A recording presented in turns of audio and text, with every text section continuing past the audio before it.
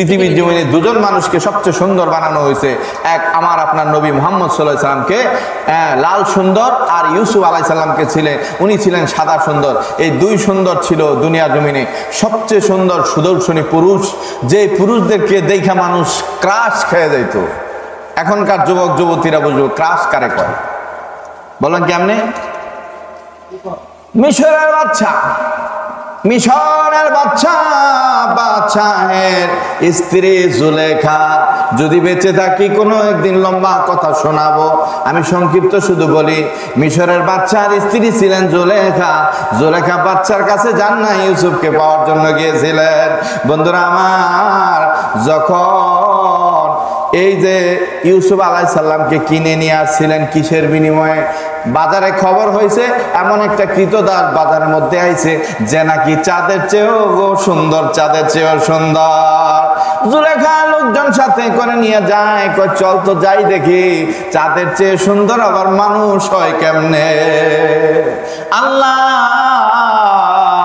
মা জুলেখাকে এক এক করিয়া 3 দিন স্বপ্ন যুগে ইউসুফকে দেখাইছে।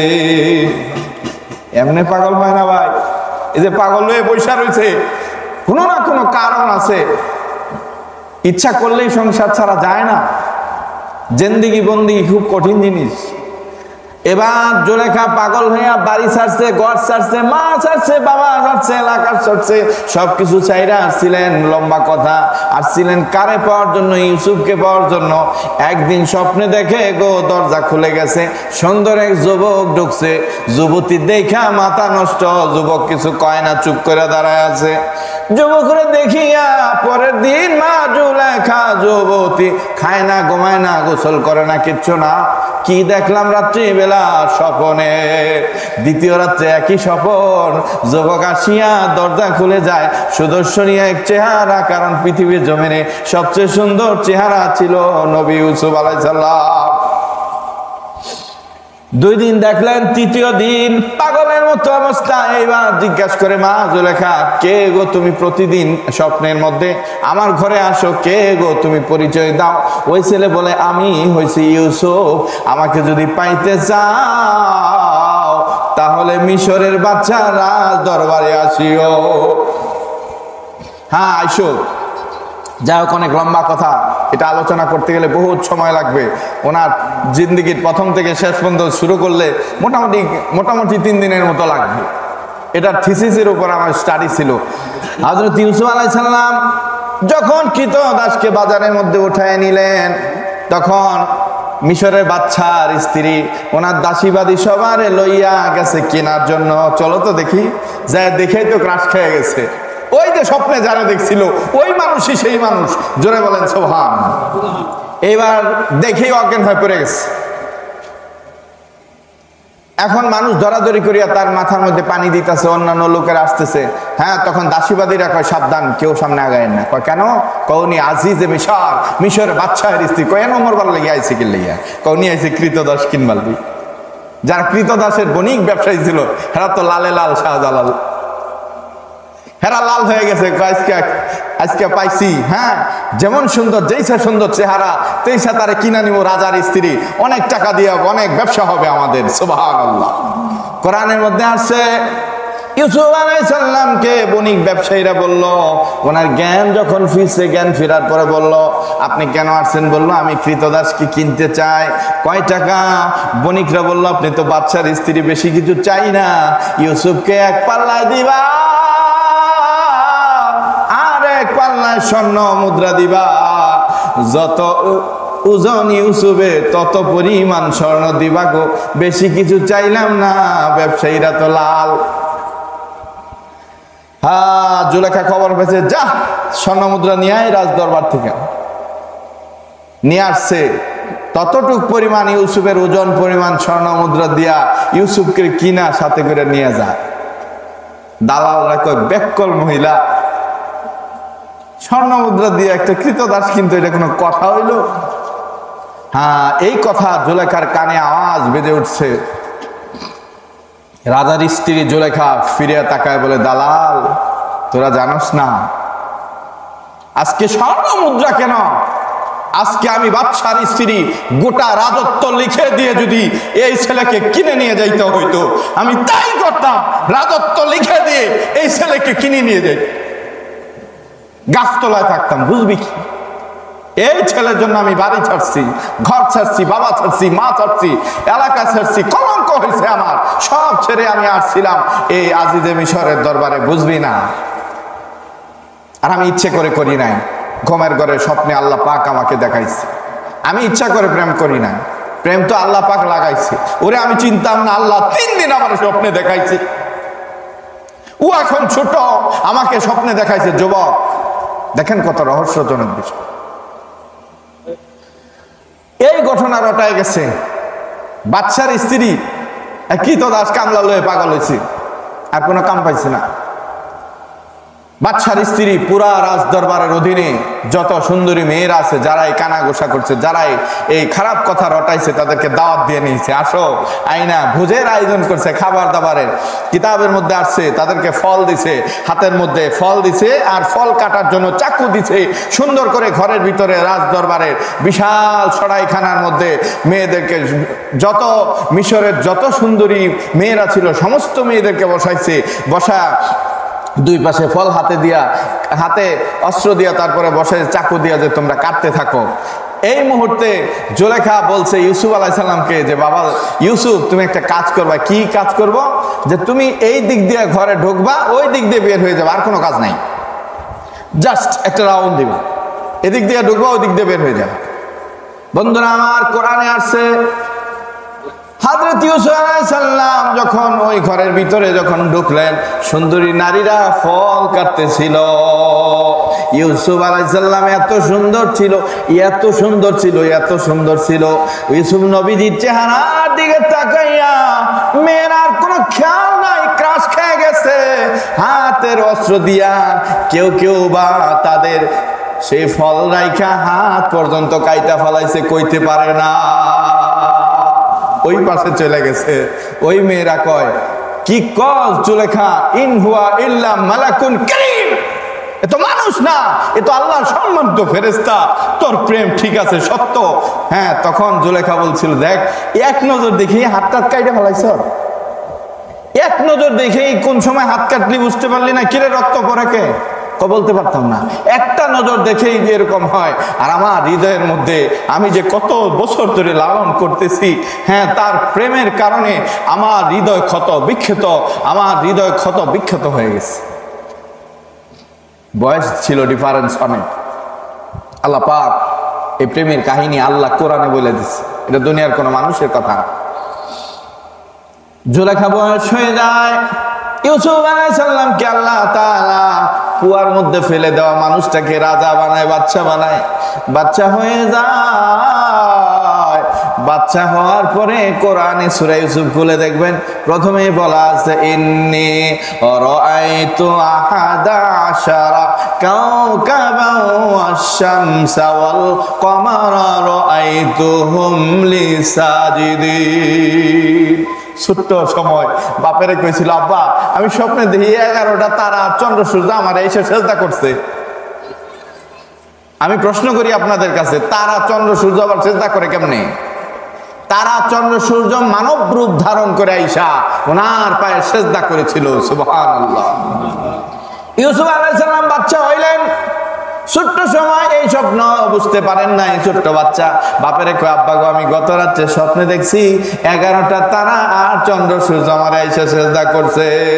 বাপে কয়, ইয়া বুনাইয়া লা তাকসুস রুইয়াকা, সাবধান, এই কথা কারো কাছে কইও না। ছোট বাচ্চা তো, বাচ্চা কথা কি আর পেটে থাকে? দিছে ভাই ওর কাছে কইয়া। ভাইরা ষড়যন্ত্র করে তারা মারবার গেছিল, মাইরা ফেলাইছিল, কুয়াতে ফেলাই দিচ্ছে, অনেক লম্বা কথা। উনি যখন মিশরের বাদশা হইলেন, বাদশা রাজ সিংহাসনে যখন বসলেন, তখন তার 11টা ভাই আসছে। আইসা তখনকার জমানায় সিস্টেম ছিল, তখনকার জমানায় সিস্টেম ছিল মানুষ মানুষকে সেজদার মাধ্যমে সম্মান জানাইতো। ওই জমানায় ছিল 11টা ভাই আইসা, বাবা মা আইসা ওনাকে রাজ দরবারে আইসা সেজদার মাধ্যমে ওনাকে সম্মান জানাইছে। ওই জমানার শরীয়ত ছিল এটা। সুবহানাল্লাহ। তখন ইউসুফের বুদ্ধি আসছে, আমি না ছোট সময় দেখছিলাম 11টা তারা চন্দ্র সূর্য সেজদা করছে। 11টা তারা ছিল 11টা ভাই ওনার। 10টা ভাই সৎ, একটা ভাই আপন, মোট 11 জন। আর হয়েছে কাউকাবাও ওয়া শামসা ওয়াল কামারা, শামসুন সূর্য হয়েছে বাবা, কামার হয়েছে মা, মা বাবা এবং 11 ভাই তারা এসে সিজদা করছে। সুবহানাল্লাহ। এইবার বয়স যখন হয়ে গেছে, এখন উনি রাজা বাদশা, ওনার জুলেখা যে মেয়ে তার প্রেমে পাগল হয়েছিল, ওই জুলেখার তো বয়স হয়ে গেছে।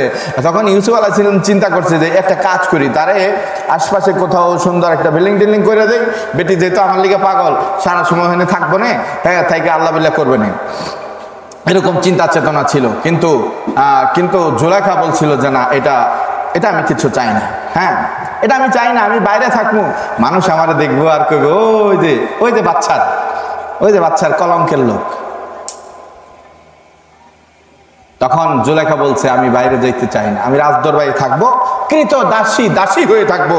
কোন এক সময় আমি বাচ্চার স্ত্রী ছিলাম, রাজরানী ছিলাম, কিন্তু আজকে আমি কৃত দাসী হিসাবে থাকতে চাই, তোর কোনো সমস্যা আছে? তখন ইউসুফ আলাইহিস সালাম বলল যে এটা কেমন কথা। তারপরে জিজ্ঞাসা করলেন যে কি চাও তুমি? ওনার অভিব্যক্তিটা ছিল আমায় যদি দাও তারায়া,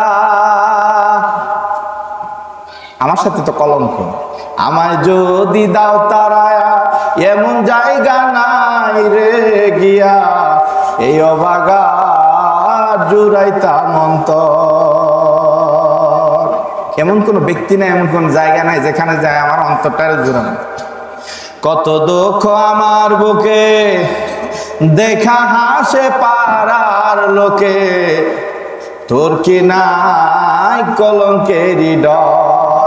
আরে ইউসুফ, যেই জায়গা দিয়া আমি যাব, মানুষ আমাকে দেখবে আর তোমারে কলঙ্ক বলবে। তুমি তখন বাচ্চা, চাই না বাহিরে যাইতে, আমাকে তোমার রাজ দরবারে রাখো, কিন্তু একজন চাকরানী হিসাবে রেখে দাও, আমি আমার কান দিয়া তোমার কণ্ঠ শুনতে পাবো। প্রেমিকের জন্য কানতে কানতে চোখ অন্ধ করে ফেলেছিল। প্রেমিকেরা নবী, একজন আল্লাহ নবী, সুবহানাল্লাহ।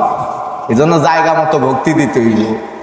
হ্যাঁ, প্রেম যদি নবী রসুলের সাথে, ওলি আল্লাহর সাথে করতে পারেন, তাহলে মাপ দুনিয়াতেও মাপ, পরকালে মাপ। দেখেন কেমনে মাপ হয়। তখন এই বুড়া বেটি কয় কি দেখেন, এই বুড়া বেটি প্রস্তাব জানাইছে। বুড়া বেটি কইছে ইউসুফ, তোর যদি দেওয়ার শখ হয় আমারে, তাহলে একটা জিনিস চাই, কি? দুনিয়ার কেউ তোরে চিনি না, আমি তোরে চিনি, কারণ আমি এই দেশের লোক না, আমি দূর দেশের লোক। স্বপ্নে আল্লাহ তোরে আমারে দেখাইছে, একদিন না, 2 দিন না, 3 দিন দেখাইছে। তুই আমারে বলছ মিশরের এই রাজদরবার ঠিকানা দিছ, আজকে বুঝতে পারছি তুই যে মিশরের বাচ্চা হবি, এটা আমি 40 বছর আগে জানতাম না। এই কথা স্বপ্নযোগে হয়েছে আমার সাথে, আজকে এত বছর পরে আজকে হয়েছে। তুই এখন রাজা বাচ্চা সবকিছু হইতে পারিস, দুনিয়ার কেউ তোরে না চিনলেও আমি তোরে চিনি। তুই কে? তুই আল্লাহ তাআলার মনোনীত ব্যক্তি, আল্লাহ তাআলার নবী। ও ইউসুফ, তুমি একটা কাজ করো, তুমি আল্লাহর দরবারে দোয়া করলে আল্লাহ ফিরায় দিবে না। তুমি আল্লাহর কাছে দোয়া করো, আল্লাহ পাক যেন আমি অন্ধ জুলেখা, আমি বৃদ্ধ জুলেখা, আমি যেন যুবতী হয়ে যাই, আমি যেন চক্ষু আবার ফিরে পাই, এই চোখ দিয়ে যেন তোরে আবার দেখতে পাই। সুবহানাল্লাহ।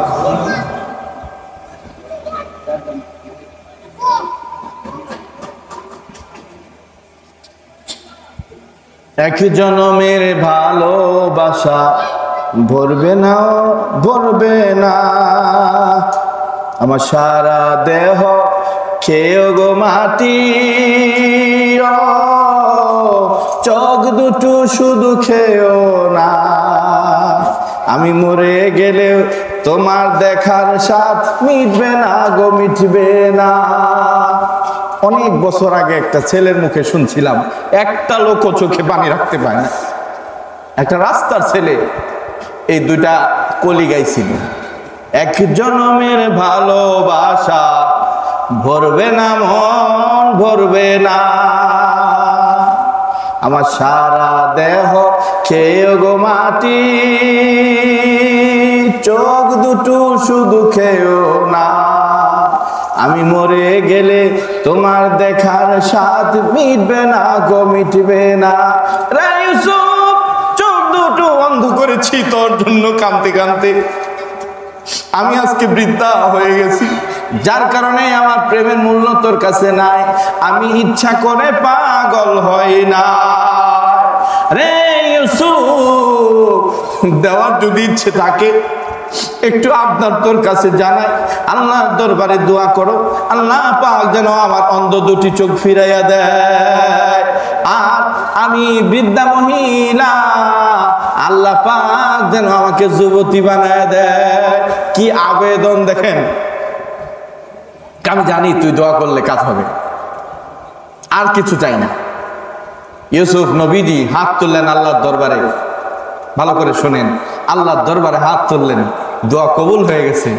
মুহূর্তের মধ্যে মা জুলেখা, বৃদ্ধা জুলেখা, সে 60-70 বছরের বৃদ্ধা মহিলা 16 বছরের যুবতীতে পরিণত হয়ে গেছে। দুনিয়ায়, এটা আখিরাতের গপ্প না, দুনিয়ার জমিনের মধ্যে। এজন্য সঠিক প্রেম যদি আপনার থাকে আল্লাহ ওয়ালা লোকের সাথে, এখন তো সেই ইউসুফ নবী নাই, ইউসুফ নবীর চেয়ে আমার আপনার নবী কম না, আমার আপনার নবী ইউসুফ নবী চেয়ে কম না। আমার আপনার নবীজি বলছেন আল উলামা কাআম্বিয়ায়ে বানি ইসরাইল, আমার নবীর জমানার, আমি নবী মুহাম্মদের জমানার যে আলেমরা, পীরেরা অন্য অন্য নবীদের চেয়েও মর্যাদাপূর্ণ। সুবহানাল্লাহ। তো বন্ধুরা আমার, দোয়া করার ফলে সেই জুলেখা আবার যুবতী হয়েছে, সেই চক্ষু আবার ফিরে পাইছে। সরাসরি কোরআনের গল্প, কেউ বলে নাই, আল্লাহ বলছে। আপনি আমি জানতাম না, আমি কোরআন পড়ে পড়েছি, শুনছি, জানছি, বুঝছি। তো বন্ধুরা আমার, এজন্য এটুক শুধু, আর কিচ্ছু না। এই যে প্রেম ভালোবাসা, এই জন্য আমার পীরে বলছে পিঠ চিনে পিঠ ধরো, পিঠ চিনে পিঠ ধরো, পিঠ যদি হবে লইলে পীরের ধন কত কাল খাবে। হ্যাঁ, লইলে পীরের ধন কত কাল খাবে। পিঠ চিনা সে আল্লাহর ওলি কিনা যাই না বুঝা তার কাছে বায়াত মুরিদ হয়ে যান, কাজে লাইগা যাবে শুধু। সুবহানাল্লাহ। করো যদি বন্ধুর আশা, গোপনে ভাই বান্ধব আশা, করো যদি বন্ধুর আশা, গোপনে ভাই বান্ধব আশা, সতগুরুর চরণ ধরে মন্ত্র নাও জেনে, তবে তোমার মিলন হবে প্রাণ বন্ধুর সনে। এমন বন্ধুর সাথে বন্ধুত্ব করতে হবে যে বন্ধু আপনার কবরে কাজে লাগবে। এমন লোকের সাথে বন্ধুত্ব করতে হবে যে মানুষটা আখিরাতের ময়দানে কাজে লাগবে। এমন লোকের সাথে বন্ধুত্ব করতে হবে যে মানুষটা আল্লাহ কিয়ামতের ময়দানে কাজে লাগবে। এমন এক লোকের সাথে বন্ধুত্ব করছি, দুনিয়ার জমিনে এই কাজে লাগে না, মরার পরে কি কাজে লাগবে। এজন্য বুঝে নিবেন, জ্ঞানী যারা বুঝে তারা ইশারায় বুঝে নিবেন। আল্লাহ পাক যেন আমাদের বুঝার তৌফিক দান করে, সবাই বলি আমিন। একটু উচ্চ আওয়াজে দুরূদ শরীফ পাঠায়, আল্লাহুম্মা সাল্লি আলা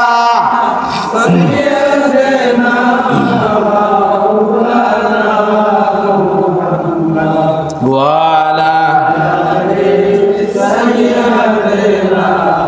মাওলানা, আর জোরে মোহব্বতে আল্লাহুম্মা সাল্লি আলা মাওলানা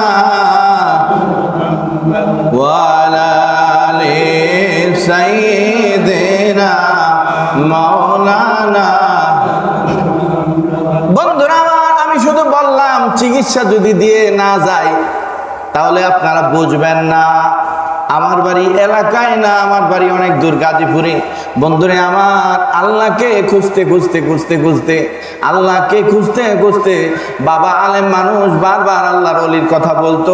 আল্লাহর ওলি কেমনে হওয়া যায় এজন্য তালাশ করতাম। খুঁজতে খুঁজতে কোনো এক সময় আমার একজন উস্তাদ আমারে বলল, চলো যাই মানিকগঞ্জ দরবারে। বন্ধুরা আমার, আসলাম মানিকগঞ্জ দরবারে, আল্লাহর ওলির কাছে দেখা সাক্ষাৎ হইল, মুসাফা করলাম, দোয়া চাইলাম। তারপরে ওনার সম্পর্কে জানতে হবে। বলবেন কেন? একটা মানুষ, সাধারণ মানুষ, তাকে বললে সে বুঝে মাইনা নেয়। আমরা কিন্তু সহজে মাইনা নেই না। কারণ কি? আমার কাছে ব্যবসা করার মতো কোরআন হাদিসের দাড়ি পাল্লা আছে। আমি কোরআন হাদিস তো যাচাই করি, এর মধ্যে এই কোরআন হাদিসের মিল মতো আছে কি। হ্যাঁ, আমরা দেখে পাগল হই না, কারণ কোরআন হাদিসের দাড়ি পাল্লা আমার কাছে আছে। দেখি বেটা যে কইল না 1 কেজি নাই 1 সের, দেখতে হবে না আমার দাড়িপাল্লা আছে, আমার সমস্যা কি? দেখে নেই। বেটা অনেক বড় জিনিস, দেখতে তো 1 কেজি কইছে, আসলে তো কেজি নাই, শেয়ার আছে।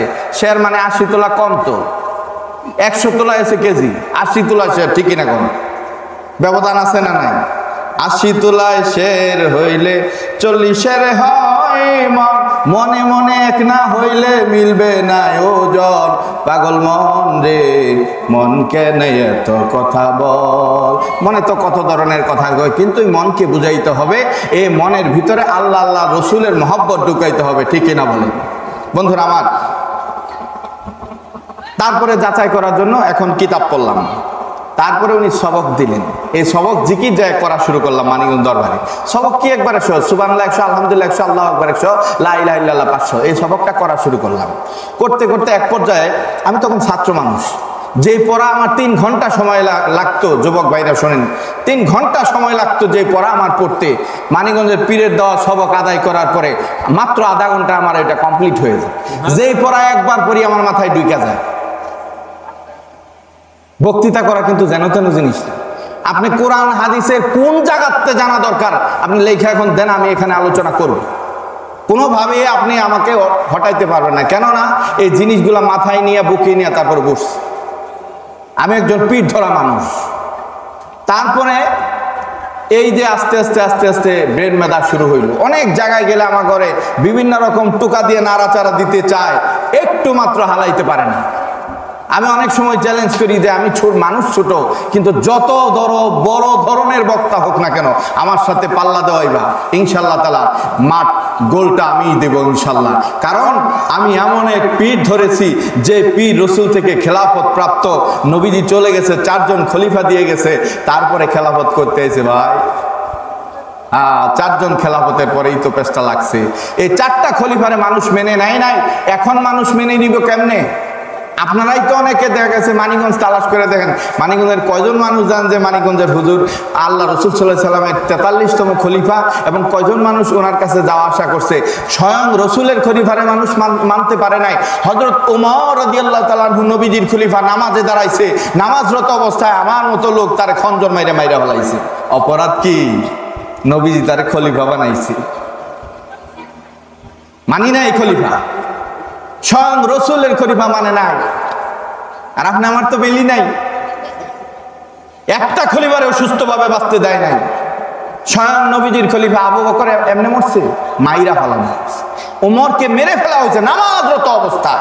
নামাজরত অবস্থায় কি মালায়েমরাই ছিল, হিন্দু বাইরা ছিল না, আমার মতো মুসলমানরাই তার মাইরা ফেলাইছে। কত দুঃখজনক কথা। আজও পর্যন্ত এই ষড়যন্ত্র চলছে। যারা আল্লাহ রসুলের তরিকা নিয়ে, আল্লাহ রসুলের এই কোরআন হাদিসের তরিকা, নবীর তরিকা নিয়ে চলে, তাদের বিরুদ্ধে একদল লেগেই থাকে, কিচ্ছু করতে পারবে না, সম্ভব না পারা। কেননা যারা তরিকার লাইনে আছে এদের সাথে আল্লাহ রসুলের যোগাযোগ আছে, সুবহানাল্লাহ, নেক নজর থাকে। আমাদের দিন আর রাত নাই, মাটার ঘাট নাই, প্রশাসনের আইন নাই, সরকার যেমল্লা শেয়া করতে কোনো আমাদের আসে যায় না। হ্যাঁ, আল্লাহ তাআলার কাজ করে যাইতে হবে। সুবহানাল্লাহ। নবীর তরিকে জেনে করো সাধনা ও মোনা, নবীর তরিকে জেনে করো সাধনা, তরিকে তরায় আনিবে পূর্বে মনের বাসনা, নবীর তরিকে জেনে করো সাধনা। এই তরিকার লাইনে বন্ধুরা আমার, যখন আমি তরিকা নিলাম আমার লাভ, আমি অল্প একটু সময় জিকির আজকার 2 বেলা আমল করে যদি আমার ব্রেন মেধা ভালো হয়, পড়াশোনা ভালো হয়, আমি যদি ছাত্র ভালো হই, গ্রামের ছেলে আমি পড়াশোনা করে ঢাকাতে ভালো রেজাল্ট করি, এটা তো আমার জন্য ভালো। এক আল্লাহর নামও নিতেছি, আমার জিন্দেগিরও কাজ হচ্ছে, ঠিক কিনা বলেন? আজকে ছোট্ট মানুষ, তার উসিলায় সারা বাংলাদেশে লাখো লাখো মানুষ ভালোবাসে, চিনে, জানে, সম্মান করে, শ্রদ্ধা করে, আদর স্নেহ করে, যেটা কোটি টাকা দিয়েও কেনা সম্ভব না। আজকে আপনাদের এখানে আসছি ভালোবাসার কারণে আসছি, বা কারোর সাথে দেখা হয় না তো ভালোবাসা হবে, ঠিক আছে, আবার বেঁচে থাকলে আবারও আসবো, কোনো সমস্যা নেই, তো মানিকগঞ্জের কাছাকাছি। এবার দেখেন, আমি যাচাই করলাম কি তাদের বংশমর্যাদা। বর্তমানে আমার পীরের নাম ডক্টর, বাংলাদেশে পিএইচডি ডক্টরেট করা পীর মাশায়েখ নাই।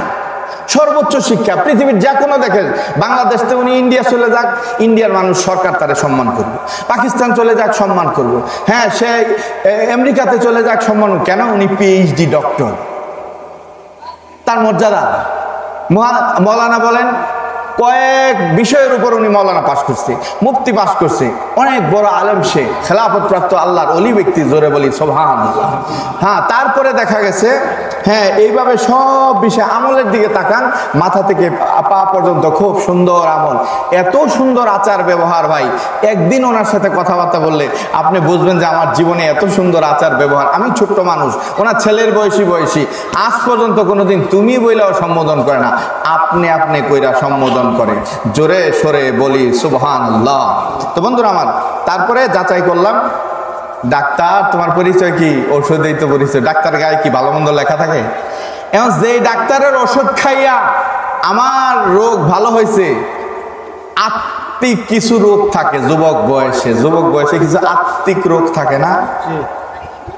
হ্যাঁ, কিছু সমস্যা থাকে না যুবক বয়সে, কিছু রোগ দেখা দেয় না যুবক যুবতী বয়সে? আত্মিক রোগগুলা টাস করে সব বিদায় হয়ে গেছে। হ্যাঁ, সব বিদায় হয়ে গেছে এই জিকির সবকের কারণে। তারপরে আস্তে আস্তে মনে মনে কল্পনা করি এই বিষয়ে জানা দরকার, এই বিষয়ে জানা দরকার। পীরের দরবারে আসার পরেই দেখি উনি মাইক দিয়ে এই কথাই আলোচনা করতেছে।